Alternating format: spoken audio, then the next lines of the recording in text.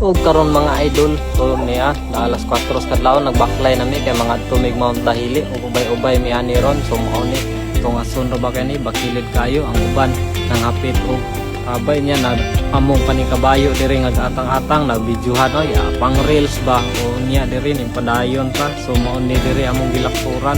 So kung makita ninyo diri taning agi laktod, so nakoy kaning dalana o mo na yung lakturan. So diri i-flex nato ning nindot kay unta nga sunset pero ning tago man ang adlaw. So pula-pula ra nya nakaagi may og maisan nga grabing tapana. So moto na mahuway sila kay grabe gid ang bakilira nyang uban dia ka atraso na nakaingon gog aw di na ta mabalik diri.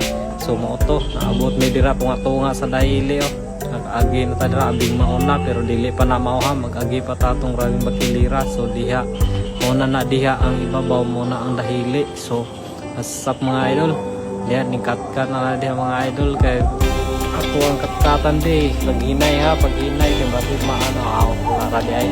So moto ang video na mi dere kan abot na mi dere ubay-ubay gid sa mi dere pati rin ang ugangan nga bayi na ning kuyog dere. So mao ni ang pags dere mabuntag abot man ni kay udto naman kay hinay ra baklay. So mao ni ang isayawan na nila ang Dahili o tawa niya ang palibot, diba? Klaro na nasa tayo.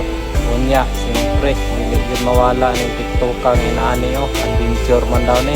So mo to, aming tiktokan ang Mount Dahili o, ay tabon-tabon sa mga video writer o unya.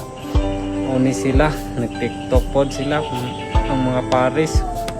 Nga, shout out ko sa uban diha no nga.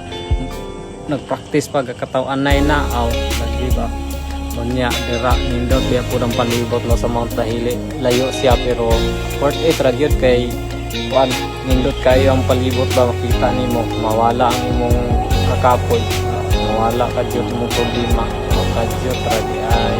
So dira padayon sila og TikTok o basta